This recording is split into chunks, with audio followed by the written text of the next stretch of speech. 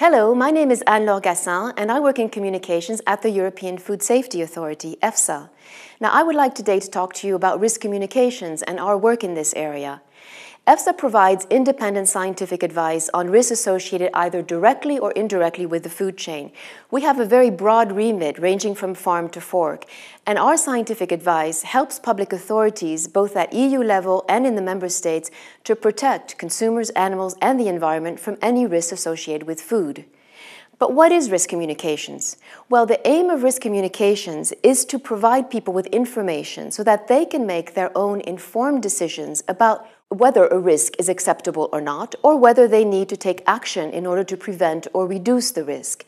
Now, when communicating about risk, it's very important for a scientific organization like EFSA to keep in mind that we need to bridge the gap between science and the consumer, because experts and the public have very different risk approaches. They have different perception of risk, different ways of communicating about risk. They have different information needs.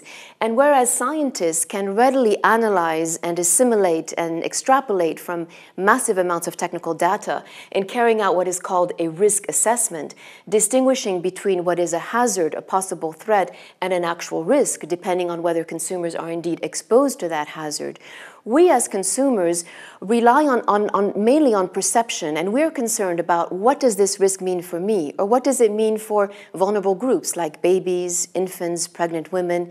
We're more worried generally about risks which are man-made rather than those which are natural, even though natural does not necessarily mean safe, as we know.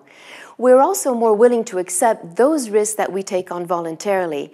So I was struck, for instance, to read on a BBC website in a sector completely separate from the food area, an Australian surfer talking about possible risk of shark attacks. And he said, well, yeah, there's a threat out there, but shark attacks don't happen very often. It's a risk that most people are willing to take. Now, maybe surfers are willing to take that risk when they go surfing, but we as consumers, when we eat foods every day, we expect those foods to be nutritious, healthy, and of course safe. So for EFSA and any organization communicating about risk, it's very important to understand how the consumer perceives risk and what they consider to be risks associated with food. So with that in mind, let's look at this map. This is a map of top consumer concerns expressed in the context of research that we were able to commission, a Eurobarometer. It's a pan-European consumer research on consumer perception on food-related risks. And there we see through this map, which by the way is not a weather map, that consumers tend to be more worried about chemical rather than biological risks. We see in a full circle here that in some 12 member states, consumers said that their #1 concern were pesticides in foods, whereas in only 3 member states, represented here by a diamond, consumers stated that food poisoning or risk from foodborne diseases was a risk, and indeed those are public health threats.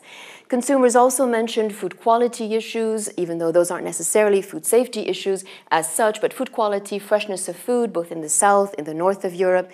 The welfare of farmed animals is more a concern we see here in the UK, in Sweden and Finland, in the north of Europe.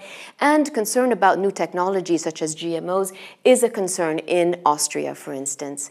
So you see that with this diversity, it's not possible for EFSA to put out one single message and expect to be understood by over 500 million consumers.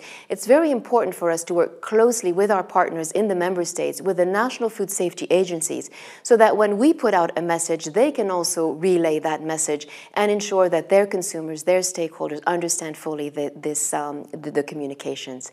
So I hope that from these few minutes you will see how fascinating and complex the world of food risk communications is. Through this video series, we'll be updating you on the work that we are undertaking in this area, together with our partners in the member states, with the European Commission, and in liaison with our stakeholders. Thank you very much.